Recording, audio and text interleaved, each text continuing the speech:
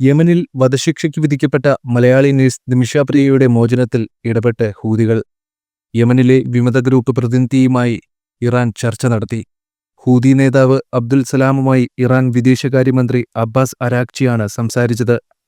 മസ്കറ്റിൽ Indian വിദേശകാര്യമന്ത്രി S ജയശങ്കറുമായി കൂടിക്കാഴ്ച നടത്തിയ ശേഷമായിരുന്നു ഹൂതി വിമത ഗ്രൂപ്പ് പ്രതിനിധിയുമായി ഇറാൻ ചർച്ച നടത്തിയത്. നിമിഷ പ്രിയയെ മോചിപ്പിക്കുന്ന വിഷയം ചർച്ചയായെന്ന് ഇറാൻ വിദേശകാര്യമന്ത്രി വ്യക്തമാക്കി. ഇക്കാര്യത്തിൽ കഴിയുന്നത് ചെയ്യാമെന്നാണ് ഹൂതി നേതാവ് മറുപടി നൽകിയതെന്നും അദ്ദേഹം പറഞ്ഞു. യമനുമായി ഇക്കാര്യത്തിൽ ചർച്ചകൾ നടക്കുന്നുണ്ടെന്ന് ഇറാൻ വിദേശകാര്യമന്ത്രി മുൻപ് അറിയിച്ചിരുന്നു. യമനിലെ കൂടുതൽ മേഖലയും ഹൂതികളുടെ നിയന്ത്രണത്തിലായതിനാലാണ് ചർച്ചകൾക്ക് ഇറാന്റെ സഹായം ഇന്ത്യ തേടിയത്. കൊല്ലപ്പെട്ട യമൻ പൗരന്റെ കുടുംബത്തിന് ദയാധനം നൽകി മോചനം സാധ്യമാക്കാൻ നിമിഷ പ്രിയയുടെ അമ്മ നിലവിൽ യമനിൽ തങ്ങുകയാണ്. നിമിഷ പ്രിയയുടെ മോചനം കഴിഞ്ഞ ദിവസം രാജ്യസഭയിൽ ചർച്ചയായിരുന്നു. യമനിൽ വധശിക്ഷ കാത്തു കഴിയുന്ന നിമിഷ പ്രിയയുടെ മോചനം ജോൺ ബ്രിട്ടാസ് എംപിയാണ് രാജ്യസഭയിൽ ഉന്നയിച്ചത്.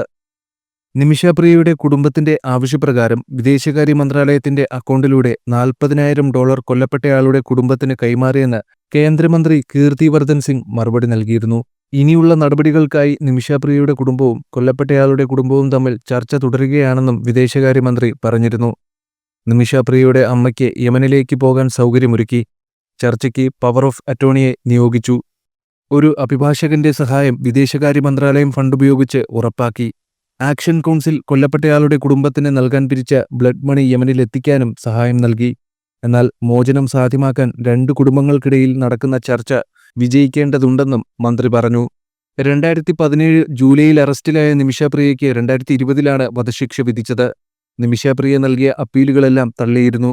ബ്ലഡ് മണിയുടെ രണ്ടാം ഘട്ടം നൽകുന്നത് തടസ്സപ്പെട്ടതിന് പിന്നാലെയാണ് യമൻ പ്രസിഡന്റ് വധശിക്ഷ ശരിവെച്ച റിപ്പോർട്ടുകൾ പുറത്തുവന്നത്. 2017 ജൂലൈയിലാണ് കേസിനാസ്പദമായ സംഭവം നടന്നത്. ഓഗസ്റ്റിൽ നിമിഷ പ്രിയയെ പോലീസ് അറസ്റ്റ് ചെയ്തു. നിമിഷയ്ക്കൊപ്പം ക്ലിനിക് നടത്തിയിരുന്ന യമൻ പൗരൻ തലാൽ അബ്ദു മെഹ്ദിയെ കൂട്ടുകാരി ഹനാനൊപ്പം ചേർന്ന് മരുന്ന് കുത്തിവെച്ച് കൊലപ്പെടുത്തുകയായിരുന്നുവെന്നാണ് കേസ്. തുടർന്ന് മൃതദേഹം കഷ്ണങ്ങളാക്കി വാട്ടർ ടാങ്കിൽ ഒളിപ്പിക്കുകയും ചെയ്തിരുന്നു.